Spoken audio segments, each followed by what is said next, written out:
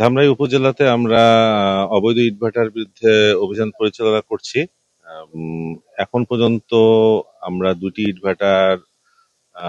ইটভাটার চিমনি সহ ইটভাটার কার্যক্রম চিমনি ধ্বংস করে দেওয়া হয়েছে এবং ইটভাটার কার্যক্রম বন্ধ করে দেওয়া হয়েছে। তাদের বিদ্যুৎ সংযোগ বিচ্ছিন্ন করে দেওয়া হয়েছে তাদের বৈধ কোনো কাগজপত্র না থাকার কারণে।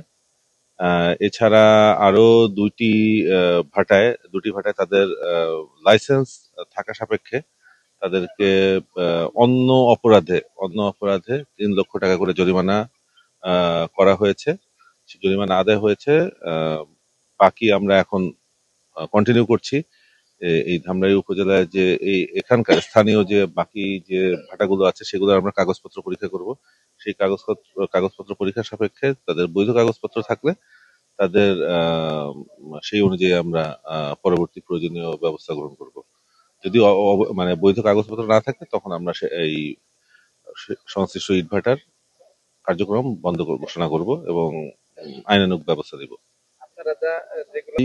এইটা আমরা নজরদারির মধ্যে রাখছি। আমাদের কাছে বেশ কিছু তথ্য এরকম আসছে যে অনেকে আবার নতুন করে চিমনি দেখেন, ইটভাটার অধিকাংশ কার্যক্রমগুলো এগুলো মেকানিক্যাল না, এগুলো কিন্তু ম্যানুয়ালি অপারেট করার বিষয়।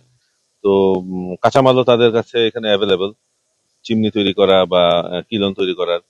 তো এইগুলো আমরা আমাদের পরিকল্পনার মধ্যেই রয়েছে যে যে ইটভাটা পরবর্তীতে আবার করবে সেখানে আবার ব্যবস্থা নেওয়া হবে এবং সেক্ষেত্রে তাদের সঙ্গে এডিশনালি তাদের নামে মামলা দেওয়া হবে, যে মামলায় তাদেরকে পরবর্তীতে গ্রেফতার বা পরবর্তী আইনানুগ ব্যবস্থা গ্রহণ করা হবে।